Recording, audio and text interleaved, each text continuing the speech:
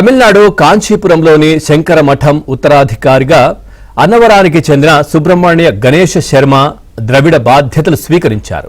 కాంచీపురం కామాక్షి అమ్మవారి ఆలయ ప్రాంగణంలోని పంచగంగా తీర్థం మధ్యనున్న మంటపంలో ఆయనకు ప్రస్తుత 70వ పీఠాధిపతి విజయేంద్ర సరస్వతి సన్యాస ఆశ్రమ దీక్షను ఇచ్చారు.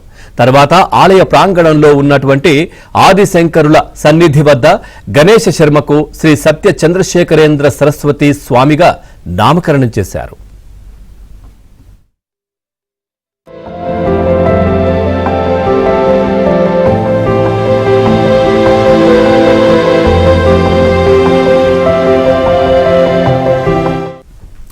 కంచి కామకోటి పీఠం ఉత్తరాధికారిగా సన్యాస దీక్ష స్వీకరించిన అన్నవరం క్షేత్రానికి చెందిన గణేశ శర్మకు సీఎం చంద్రబాబు శుభాభినందనలు తెలిపారు.